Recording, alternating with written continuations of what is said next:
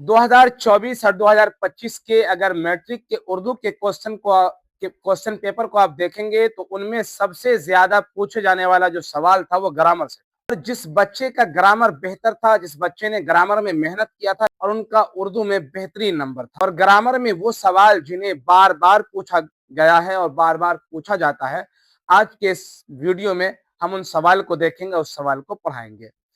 पहला है कलमा। सवाल के अंदर पूछा जाता है कलमा की कितने किस्में हैं, तो कलमा की 3 किस्में हैं। दूसरा है जमाना। सवाल आता है कि जमाना कितने हैं। ये सवाल अक्सर पूछा जाता है, हर साल के क्वेश्चन पेपर को आप उठा के देख लें, उसमें ये जरूर पूछा जाता है जमाना की कितने किस्में हैं।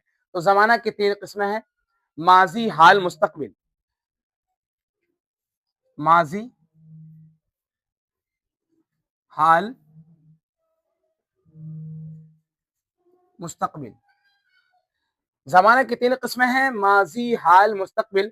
माजी कहते हैं गुजरा हुआ जमाना को, हाल कहते हैं मौजूदा जमाना को, और मुस्तकबिल कहते हैं आने वाले जमाना को। माजी की मिसाल आप ये ले लें कि 2025 गुजर चुका, ये माजी की मिसाल है। और हाल की मिसाल ये है कि मैं अभी वीडियो बना रहा हूं, मैं अभी पढ़ा रहा हूं, ये हाल की मिसाल है। और मुस्तकबिल, मैट्रिक का इम्तिहान 2026 में होने वाला है।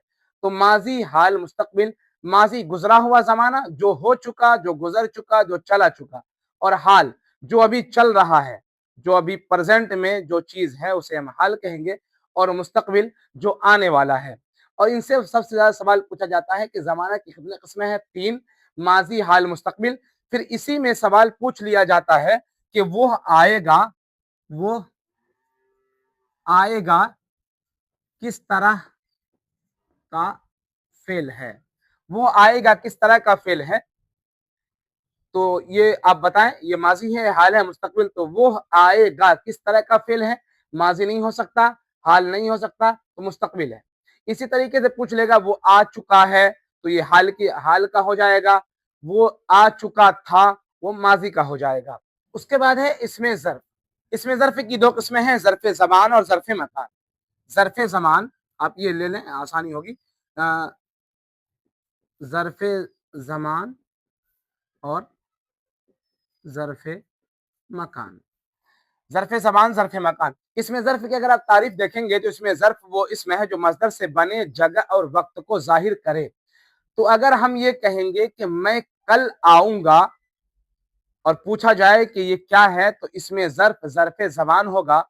और ज़र्फ़ मकान जिस तरह मदरसा, स्कूल, इम्तिहान हाल, ये तमाम के तमाम ज़र्फ़ मकान होगा। और सवाल इस तरीके से पूछ लेगा कि मंदरजा झेल में, द झेल में, इसमें ज़र्फ़ की मिसाल कौन सी है, मिसाल क्या है। तो वहां पे जो भी ऑप्शन होगा वो जो जगह या वक्त को जाहिर कर रहा होगा वो है फेल। तो फेल के अंदर आएगा फेल, फाइल और मफऊल। इनमें से भी सवाल पूछा जाता है और अक्सर पूछा जाता है कि फेल किसे कहते हैं। फेल कहते हैं काम को, फाइल कहते हैं काम करने वाले को, और मफूल कहते हैं जिसके ऊपर काम खत्म हो, उसे मफूल कहते हैं। जिस तरीके से मिसाल के तौर पे मैं पढ़ा रहा हूं और सोशल मीडिया के ऊपर, तो ये पढ़ाना जो है ये फेल है, मैं खुद ये फाइल हूं, और सोशल मीडिया ये मफूल है। तो इस चीज को समझना है। और ये सवाल पूछा जाता है कि जैद जाता है में, जाता है क्या है, फेल है। जैद आएगा में, जैद क्या है, फाइल है। जैद घर जाता है में, घर क्या है, तो मफूल है। तो ज़हन में रखना है कि काम को फेल कहेंगे, जो काम कर रहा है उसको फाइल कहेंगे, और जो काम किया जा रहा है जिस जगह, उसको मफूल कहेंगे। उसके बाद आता है कवायद के हिस्से। कवायद के कितने हिस्से हैं, तो कवायद के 5 हिस्से हैं। इल्म हिज्जा, इल्म सर्फ, इल्म नहव, इल्म बलागत, इल्म उरूज। ये 5 कवायद के हिस्से हैं। और सवाल आएगा कि कवायद के कितने हिस्से हैं, ऑप्शन रहेगा 5, 6, 7, 8, 9। तो आपको 5 पे टिक लगा देना है। उसके बाद आता है अलिफ की किस्में। तो पहले याद रखें कि अलिफ की 2 किस्में हैं, अलिफ ममदूदा, अलिफ ममदूदा और अलिफ मकसूरा, अलिफ मकसूरा। الف ممدودہ کی مثال وہ ہوگی جس میں الف مدہ ہوگا، اور الف مقصورہ کی مثال وہ ہوگی جو الف خالی ہوگا، بالکل اس کے اوپر کچھ نہ ہو، زبر زیر ہو لیکن مد نہ ہو۔ آپ اس کو مثال کے طور پر آسان یہ سمجھیں کہ الف ممدودہ کو کھینچ کے پڑھا جائے اور الف مقصورہ کو کھینچ کے نہیں پڑھا جاتا ہے۔ تو جس بھی الف پہ مد رہے گا آپ کو سمجھ جانا ہے کہ وہ الف ممدودہ کی مثال ہے، اور جس الف پہ الف مد نہیں رہے گا بلکہ صرف خالی رہے گا، جس طریقے سے اب الف خالی ہے تو یہ الف مقصورہ کی مثال ہوگی، یہ الف مقصورہ کی عام الف ممدودہ کی مثال ہوگی۔ اسی طریقے سے نون کی قسمیں، نون کی دو قسمیں ہیں، ایک نون ظاہر، ایک نون گنہ۔ نون ظاہر اس نون کو کہتے ہیں کہ جو پڑھنے میں آئے، جو پڑھا جائے، اور نون گنہ اس نون کو کہتے ہیں کہ جو پڑھنے میں اس کی آواز ناک کے اندر جائے، جو صاف نہ پڑھا جائے۔ اس کو پہچاننا کس طریقے سے ہے، تعریف زیادہ یاد کرنے کی ضرورت نہیں ہے، اس کو بس پہچان یاد رکھیں آپ۔ جس طریقے سے لکھے خون اور دانت، تو آپ یہ دونوں کو پڑھیں، خون دانت۔ خون کے نون کی آواز ناک میں نہیں جا رہی ہے بلکہ صاف صاف پڑھی جا رہی ہے، اور دانت کی نون کی آواز تھوڑی سی ناک کے اندر جا رہی ہے اور اس نون کو صاف نہیں پڑھا جا رہا ہے، تو یہ نون ظاہر ہوگا، یہ نون ظاہر ہوگا اور یہ نون گنہ ہوگا۔ تو جو نون صاف صاف پڑھا جائے وہ نون ظاہر، اور جو نون صاف صاف نہ پڑھا جائے وہ نون گنہ۔ اس کے بعد واو کی قسمیں، پہلے ہم واو کی قسمیں کو پڑھیں گے۔ واو کے تین قسمیں ہیں، معروف، مجہول، معدولہ۔ معروف، مجہول، معدولہ۔ واو معروف وہ واو ہے جو کھینچ کے پڑھا جائے، واو مجہول وہ واو جو کھینچ کے نہیں پڑھا جائے، اور واو معدولہ وہ واو جو لکھا تو جائے لیکن پڑھا نہیں جائے۔ جس طریقے واو معروف کی مثال خوب، واو مجہول کی مثال زور اور درخواست۔ واو معروف کی مثال خوب، واو مجہول کی مثال زور۔ تو خوب میں واو کو کھینچ کے پڑھا جا رہا ہے، اور مجہول کی واو کو زور میں واو کو کھینچ کے نہیں پڑھا جا رہا۔ واو معدولہ وہ واو جو لکھی تو جائے لیکن پڑھی نہ جائے، جیسے درخواست، خواب، دستر، خوان، یہ تمام ہے۔ اس کے بعد سب سے زیادہ پوچھے جانے والا سوال گرامر سے کہ لفظ کی کتنے قسمیں ہیں؟ لفظ کی دو قسمیں ہیں، لفظ کی دو قسمیں، موضوع، محمل۔ موضوع اور محمل۔ موضوع اس لفظ کو کہتے ہیں جس کا کچھ معنی ہو، اور محمل اس لفظ کو کہتے ہیں جس کا کچھ معنی نہ ہو۔ جس طریقے سے ہم لکھیں گے پانی، وانی، اس میں محمل کیا ہے؟ اس میں محمل وانی ہے، اس لیے کہ وانی کا کوئی معنی نہیں ہے، اور موضوع کیا ہے؟ پانی ہے، اس لیے کہ پانی کے معنی ہے، پانی ایک پینے والی چیز، ایک مشروب ہے۔ اسی طریقے سے ہم لکھتے ہیں جھگڑا وگڑا، جھگڑا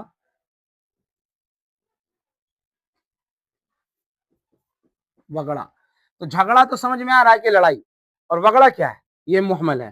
تو جس کا کوئی معنی نہ ہو وہ محمل ہوگا، اور جس کا کچھ معنی ہو وہ موضوع ہوگا۔ اور اگر سوال اس میں سے آئے گا تو سوال اس طریقے سے رہے گا، سوال رہے گا کہ مندرجہ ذیل میں سے کون سا موضوع ہے اس کی نشاندہی کیجئے، یا کون سا محمل ہے لفظ ہے اس کی نشاندہی کیجئے۔ تو آپ کو نشاندہی کرنا ہے کہ موضوع جس کا معنی ہو اور محمل جس کا کوئی معنی نہ ہو۔ اس طریقے سے میں نے آپ کو بتایا کہ پانی اور وانی، پانی موضوع ہے اس لیے کہ اس کا معنی ہے اور محمل، اور وانی یہ محمل اس لیے کہ اس کا کوئی معنی نہیں ہے۔ اس کے بعد جو سب سے اہم ہے، جو گرامر میں پوچھنا ہے، اور بلکہ ایک سوال نہیں ان سے کئی سوال پوچھا جاتا ہے، وہ ہے معرفہ اور نکرہ۔ یہ معرفہ اور نکرہ، تو جب تک اس میں معرفہ کی تعریف اور اس میں نکرہ کی تعریف آپ نہیں سمجھیں گے تب تک آپ نہیں ڈیسائیڈ کر پائیں گے کون معرفہ ہے کون نکرہ ہے۔ آسان سے بھاشا میں آپ یہ سمجھیں، بالکل آسان سا، کہ اس میں معرفہ جو خاص چیز کو بولا جائے، جو خاص چیز کے بارے میں بولے۔ اس میں نکرہ جو عام ہو، جس طریقے سے اگر میں یہ کہوں پٹنہ، کیا ہے اس میں معرفہ ہے نکرہ؟ تو اس میں معرفہ، کیوں؟ پٹنہ ایک خاص جگہ کا نام ہے۔ اگر میں یہ بولوں شہر، یہ نکرہ ہوگا، کیوں؟ اس لیے کہ شہر بہت ہے۔ اگر میں یہ بولوں ہندوستان تو یہ معرفہ ہوگا، کیوں؟ ایک ملک کا نام ہے۔ اور اگر میں بولوں ممالک تو یہ نکرہ ہوگا، اس لیے کہ بہت سارے ملک ہیں۔ اگر میں بولوں ندی، یہ معرفہ ہے کہ نکرہ؟ بتائیں، معرفہ ہے کہ نکرہ؟ ندی नदी नकरा है, इसलिए कि बहुत सारी नदी है।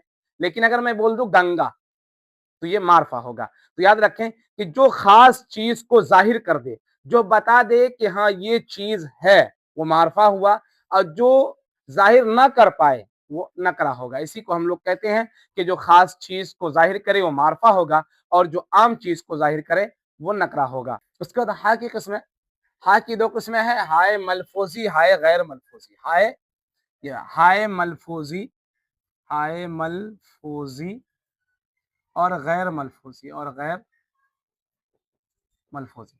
हाय मलफूजी और हाय मलफूजी और हाय गैर मलफूजी। हाय मलफूजी वो हा जो तलफ़ुज़ में आए, यानी बोलने में जो हा बोला जाए, जो हा पढ़ा जाए, उस हा को हम हाय मलफूजी कहेंगे। और जो हा बोलने में ना आए, यानी तलफ़ुज़ में ना आए, वो हा गैर मलफूजी होगा। इसको समझेंगे कैसे? इसको समझना है ऐसा, जिसका जा, मैं लिखा हूं जा। अब जा को पढ़िए या बोलिए, जिस तरह जा, सिया, रा पढ़ेंगे तो आप देखिए कि आखिर में हा पढ़ा जा रहा है, तो ये मलफूज हाय मलफूजी की मिसाल होगी। इसी तरीके से रस्ता, बस्ता, गुलदस्ता, ये हा हाय गैर मलफूजी की मिसाल होगी।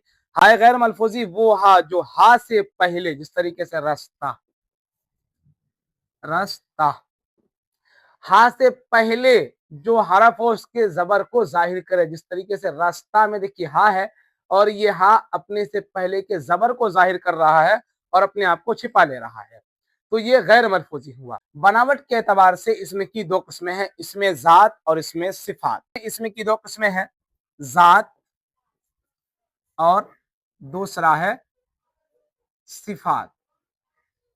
तो इसमें जात वो इसमें है जो किसी शख्स या चीज या जगह के सिर्फ जात को जाहिर करे, जिस तरीके से हम लिखेंगे मर्द, औरत। तो मर्द औरत कौन सा इसमें? इसमें जात है, इसलिए कि मर्द की सिर्फ जात को जाहिर कर रहा है, औरत सिर्फ उसकी जात को जाहिर कर रहा है। या जगह, जिस तरीके से मदरसा, स्कूल, ये सब इसमें जात है।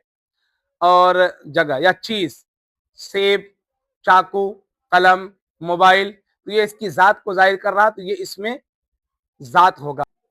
इसमें सिफत वो इसमें है जिससे किसी शख्स या चीज या जगह के सिफत, तादाद, मिकदार, हालात और रंग वगैरह मालूम हो।